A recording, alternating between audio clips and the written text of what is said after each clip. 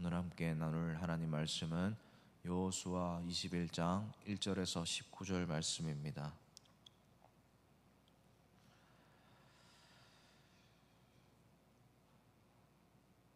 우리 한 목소리로 읽겠습니다. 그때에 레위 사람의 족장들이 제사장 엘르아살과 눈의 아들 여호수아와 이스라엘 자손의 지파 족장들에게 나와 가나안 땅 실로에서 그들에게 말하여 이르되 여호와께서 모세에게 명령하사 우리가 거주할 성읍들과 우리 가축을 위해 그 목초지들을 우리에게 주라 하셨나이다 하매 이스라엘 자손이 여호와의 명령을 따라 자기의 기업에서 이 성읍들과 그 목초지들을 레위 사람에게 주니라.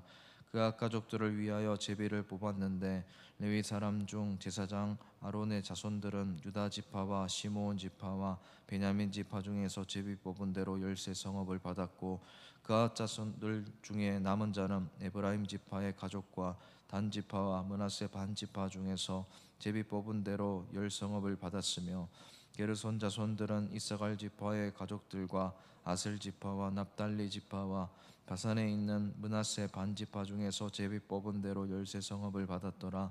므라리 자손들은 그 가족대로 르우벤 지파와 갓 지파와 스불론 지파 중에서 12 성읍을 받았더라. 여호와께서 모세에게 명령하신 대로 이스라엘 자손이 제비 뽑아 레위 사람에게 준 성읍들과 그 목초지들이 이러하니라.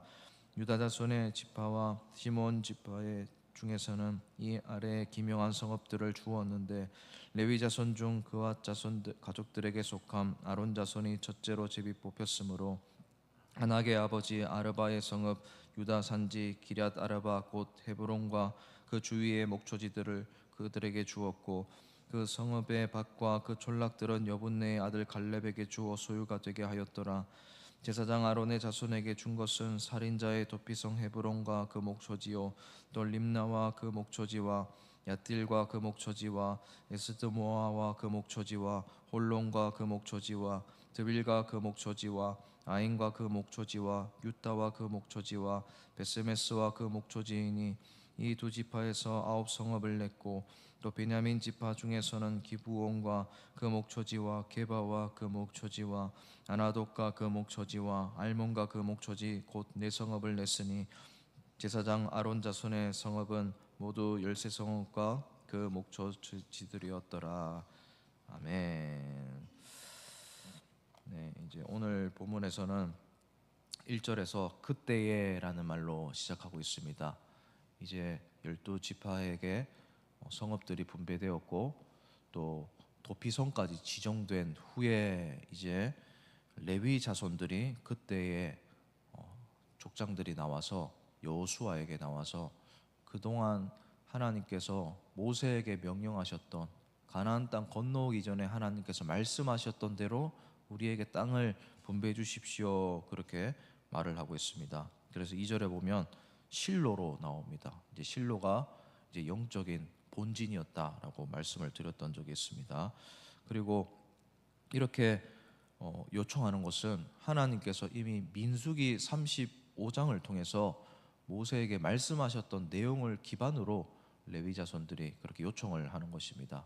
거기에 보면 자세하게 나와 있습니다. 레위 자손들이 이런 성읍을 받아야 되고 또 이런 목초지들을 받아서 이 예배를 드리도록 부름받았던 이 사람들이 살아갈 수 있도록 제공해 줘야 된다. 그렇게 이미 이야기를 들었던 적이 있습니다. 그래서 그 말씀에 근거해서 레위 자손들이 요청을 하는 장면입니다. 그래서 그 요청대로 여호수아가 여러 지파들에게 있는 땅들을 골고루 레위 자손들에게 떼어서 따로 주는 장면입니다. 그 규모가 어느 정도 되느냐면 이제 보면 4절 말씀에 보면 13 성읍을 받습니다. 그리고 5절 말씀에 보면 또 10 성읍을 받습니다. 그리고 6절 말씀에 보면 또 13 성읍을 받습니다. 그리고 7절에 보면 12 성읍을 받습니다. 이렇게 다 합치면 48개가 됩니다. 도피성을 포함한 48개의 성읍에 흩어져서 레위 자손들이 그곳에서 살아야 된다라고 이제 땅을 분배받는 장면입니다. 그런데 그 성읍들만 분배받는 게 아니고 주변에 목초지들을 분배받는데 그 규모가 작지는 않습니다. 이 사방 거의 1km 정도 되는 성읍에서 가장 가까운 목초지들을 48개 성읍에 나누어서 분배를 받게 됩니다. 이는 가축들을 키워야 되기 때문에, 그리고 그 가축들을 통해서 예배를 드려야 되기 때문에, 그리고 레위인들의 사명 중 하나가 가난하고 소외된 자들, 억울한 사람들을 돌보는 것이 레위인들의 사명이었기 때문에 그런 사역을 위해서 이렇게 골고루 땅과 목초지들을 분배받는 장면이 나옵니다. 우리는 이 사실을 통해서 몇 가지 사실들을 발견할 수가 있습니다. 그것은 레위 지파가 전체 인구에 비해서는 약 3% 미만 정도 되는 인구 숫자를 가지고 있습니다. 그런데 이렇게 내용들을 보면 거의 10분의 1 정도의 재산의 규모를 레위 자손들이 이렇게 분배받게 됩니다. 그러니까 원래 인구 대비해서 꽤나 많은 재산들을 레위 자손들이 분배받게 되는 겁니다. 이것은 레위인들이 사적으로 운영하라고 주는 것이 아니라 공공의 이익을 위해서, 특별히 제사를 위해서 임명받았기 때문에 거기에 힘쓰라는 의미로 이렇게 분배받은 것입니다. 그리고 주변의 사회적인 약자들을 잘 돌보라는 의미에서 이렇게 많은 것들을 분배받았습니다. 그 사명을 위해서 레위인들이 분배받은 것을 사용해야 하는 의미가 이 땅에 있다는 것입니다. 사랑하는 성도님 여러분, 이 레위인들의 삶은 오늘날 우리 그리스도인의 삶과 닮아 있습니다. 그리스도인을 예표해서 보여주는 것이 바로 이 레위인의 땅 분배입니다. 우리가 바로 레위인입니다. 우리가 바로 우리 삶 속에서 제사장입니다. 이 레위인들은 한 곳에 모여 살 수 없었습니다. 48개의 성읍을 분배받았다는 것은 그 지파들이 곳곳에 흩어져서 살았다는 겁니다. 물론 그 레위 자손들 중에 시므리, 그리고 므라리, 그앗, 이 자손들이 흩어져서 있었지만 그 흩어진 레위인들이 다 각 성읍에 들어가서 해야 될 역할들이 있었다는 겁니다. 바로 그곳을 거룩하게 만드는 일이었습니다. 그곳을 예배드리는 장소로 만드는 일이었습니다. 여러분, 그리스도인들의 역할이 바로 그것 아니겠습니까? 우리 그리스도인들은 결국 흩어져야 됩니다. 뿌려져야 됩니다. 그리고 흩어진 그곳에서 예배 드려야 되고 예배자로 살아야 되고 그것을 거룩한 하나님의 도성으로 만들어야 되는 사명이 있습니다. 이 사명을 가장 누가 먼저 실천을 하셨습니까? 바로 예수님이십니다. 가장 모범적으로 흩어져서 뿌려져서 거룩한 곳을 만드신 분이 바로 예수님이십니다. 그래서 요한복음 1장 14절에 보면 사도 요한이 예수님에 대해서 이렇게 묘사를 했습니다. 말씀이 육신이 되어 우리 가운데 거하심에 우리가 그의 영광을 보니 이는 은혜와 진리가 충만하더라, 이렇게 말씀을 하고 있습니다. 예수님이 육신이 되어서 우리 가운데 거하신다라는 거예요. 이 거하신다라는 말이 제사를 드릴 때 썼던 용어입니다. 성막이 되게 하고 성전이 되게 한다, 하나님의 임재가 느껴진다라는 어원을 가지고 있습니다. 그곳에 가서 하나님께서 예수님을 보내셔서 우리 가운데 거하게 하심으로 우리가 하나님의 영광을 보게 되었고 그 영광 안에는 은혜와 진리가 충만하게 된 것입니다. 예수님이 우리 가운데 오셔서 성전이 직접 되신 거예요. 그리고 우리 가운데 거하심으로 우리가 성전이 되는 겁니다. 예수님이 이것을 먼저 보여주셨습니다. 그래서 우리가 뿌려지고 흩어지는 곳마다 그곳에 성전이 되어야 되는 거예요. 여러분, 이 이야기는 베드로 사도도 말한 적이 있습니다. 베드로전서 2장 말씀에 보면 이런 말씀이 있지 않습니까? 너희는 택하신 족속이요 왕같은 제사장이요 거룩한 나라요 그의 소유된 백성이니 이는 너희를 어두운 데서 불러내어 그의 기이한 빛에 들어가게 하신 이의 아름다운 덕을 선포하게 하려 하심이라. 여러분, 하나님께서 우리를 왕같은 제사장으로 불러주신 이유가 무엇입니까? 그의 아름다운 덕을 선포하게 하시려고 불러주셨다는 거예요.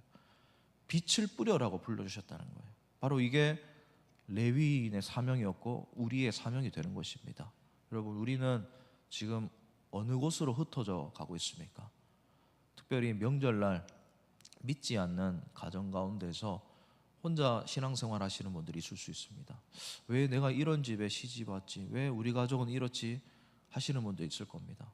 여러분, 하나님께서 그곳에 우리를 레위인으로 보내주신 겁니다. 우리 친척들, 가족들, 나 때문에 하나님의 은혜를 흘려받아야 되는 것입니다. 내가 흘러가게 해야 되는 것입니다. 또 직장생활 가운데 이런 어두운 곳에 내가 일해서 힘들어하시는 분들이 있을 수 있습니다. 그리고 그런 곳에서 우리가 레위인의 사명을 감당해야 됩니다. 내가 그곳의 성전이 되어야 되는 것입니다. 또 친구들 사이에, 또 학업 가운데, 또 안 믿는 분들 가운데 가득히 주변의 사람들을 놓고 고민하시는 분들이 있을 수 있습니다. 그리고 그곳에서 내가 아름다운 덕을 선포해야 되는 것입니다. 그 사명을 우리에게 주신 것입니다.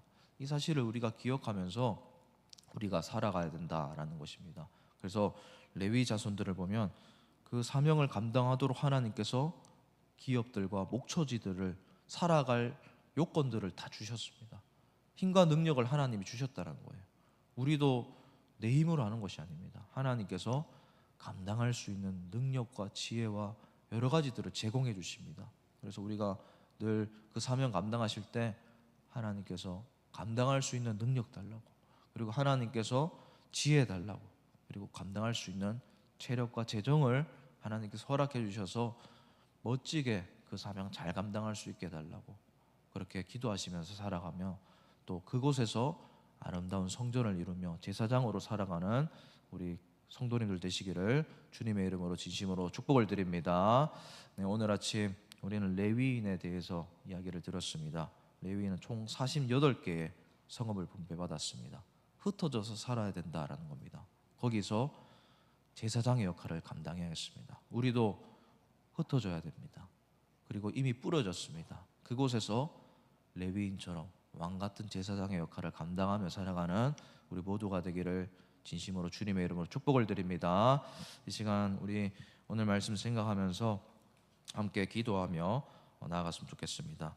우리가 레위인들처럼 흩어져서 하나님이 주신 그 사명 그리고 소명 잘 감당하는 자들 되게 하여 주시옵소서. 그리고 그 소명 잘 감당할 수 있도록 힘과 능력을 공급하여 주시옵소서. 특별히 명절 기간 동안 우리 가정 안에 믿음의 통로의 역할을 잘 감당하는 우리가 되게 하여 주시옵소서. 기도하시고 또 여러 가지 기도 제목들 놓고 또 개인적인 기도 제목들 놓고 기도하고 돌아가시도록 하겠습니다. 기도하시겠습니다.